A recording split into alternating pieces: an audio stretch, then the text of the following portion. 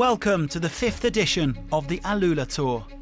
It's the start of the 2025 cycling season, and what better way to kick things off than by battling for victory in some of the most breathtaking scenery Saudi Arabia has to offer. 118 riders from 17 teams will take the start line this Tuesday, and there's something for everybody over the next 5 days. Sprints, punchy climbs, and the ever-present threat of echelons. One of the standout names here is Tom Pidcock. The British star is set to make his debut for Q36.5 after leaving the Ineos Grenadiers over the winter. Yeah, I felt a big weight off my shoulders, big sense of relief, bit sense of freedom. So it was really refreshing and motivating. Refreshing to come somewhere new. I've never raced here before. Yeah, nice new experience. Stage wins or GC this week? Yeah, both. They will come together, I think. The AlUla Tour always attracts a stellar sprint field, and the man to beat is no doubt Tim Merlier. He won 2 stages and the points jersey last year. If I can win a stage here, I will be really happy. Of course, you won 2 or 3, but it's already difficult to win one race, so we will see if I can go home with the first victory of the season.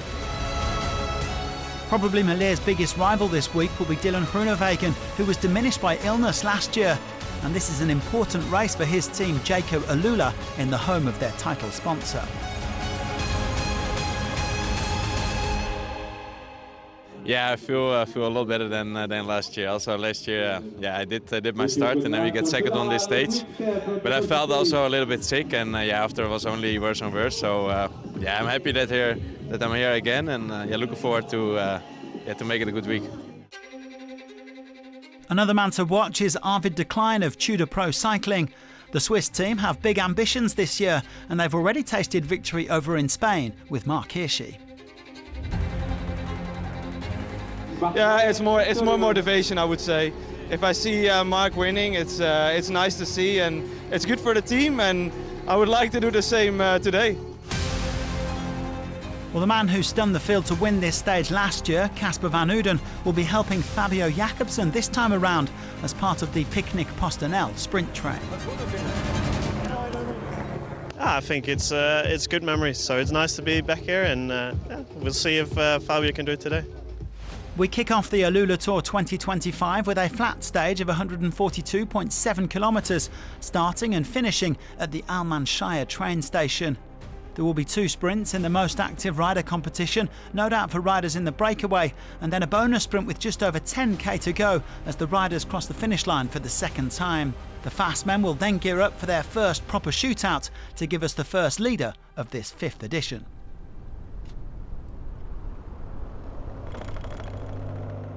The temperature hovering at just under 20 degrees today. Nice sunny weather to get this race underway with no real wind to speak of. 6 riders got into the day's breakaway, and unsurprisingly several of them were representing the 3rd Division Continental teams we've got used to seeing at this race. Masaki Yamamoto from JCL Team Ukyo of Japan, Mohamed Rosli of the Terengganu cycling team, they're from Malaysia, and Kongfob Thai Matchai from the Thai outfit Rujai Insurance. Well, they were joined by 2 riders from the Saudi national team, Abdulaziz Al Abdul Munim and Wavel Al Khulaif. And also a familiar name, Alexander Vinokurov, son of the former Olympic champion. He's taking part in this race alongside his twin brother Nicholas on his father's team, XDS Astana. The peloton keeping them on a tight leash with the gap under 2 minutes.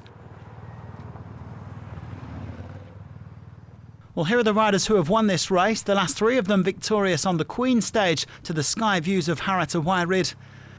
The defending champion Simon Yates isn't here, but his Jayco AlUla team are still hoping for plenty of success with Groenewegen, as well as their GC hopeful Eddie Dunbar, who won 2 stages of last year's Vuelta a España.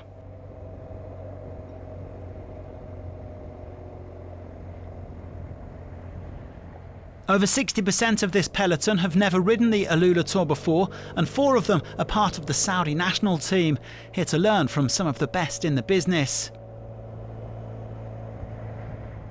It'll be fascinating to see how another debutant, Pidcock, goes in his bid for stage and overall success.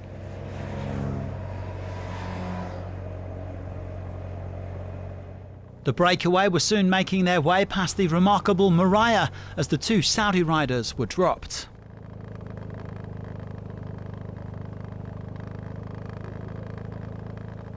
Four men now at the front then, but the peloton were fast closing, with Jaco AlUla, Soudal Quick-Step and Tudor sharing the pacing duties for Groenewegen, Merlier and Decline.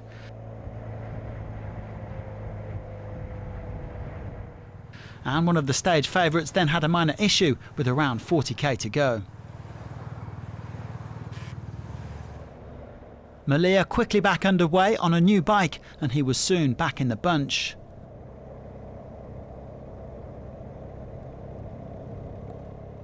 Well, the pace really starting to increase as they entered the finishing circuit in AlUla. Yamamoto leading the way over the finish line for the first time, giving the sprinters and their trains a first look at what awaited them in the final.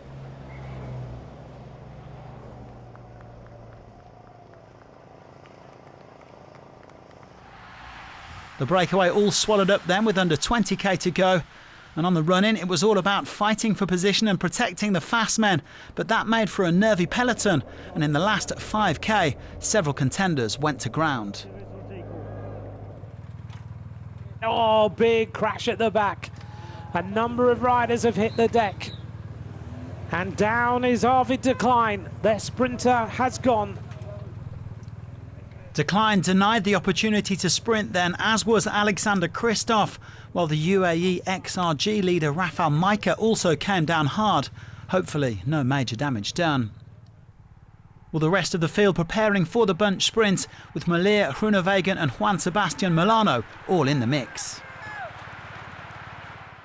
Big acceleration from the Soudal Quick-Step team. It's been 3 hours and 10 minutes of racing, but now the sprint starts and they look, Moschetti is there. Big move, right-hand side, here goes Tim Merlier. Merlier all the way to the line. Molano is on his wheel. Molano tries to challenge Tim Merlier. There was never any doubt. European champion, Merlier wins stage 1 of the AlUla Tour. Tim Merlier picking up where he left off with another dominant sprint victory. The Belgian success here in Saudi last year set the tone for a fantastic 2024 with a total of 16 wins. Only Tadej Pogačar took more. Merlier will have opportunities to add to his tally during the week. It's always nice to start the season with the win, and today we have that win with the team, so also the first for the team, so it will motivate everybody. Merlier winning ahead of Molano, with Decline's lead-out man Maikel Zijlaard in third. Matteo Moschetti and Groenewegen round out the top 5, Fabio Jakobsen down in 11th. Merlier shrugs on the green leader's jersey with a 4-second gap over Molano, but things are bound to change tomorrow on the road to Bir Jida Mountain Werka. The European champion also holds the red points jersey he's hoping to conquer for the second straight year. Molano, who will wear it on his behalf tomorrow, is 3 points back. Frank van den Broek, who helped Romain Bardet to take yellow at last year's Tour de France, is on top in the youth classification. He took 1 second at the late bonus sprint. And Mohamed Rosli is our most active rider, just ahead of Yamamoto. Join us again on Wednesday as the punchers and climbers take centre stage, and thanks very much for watching.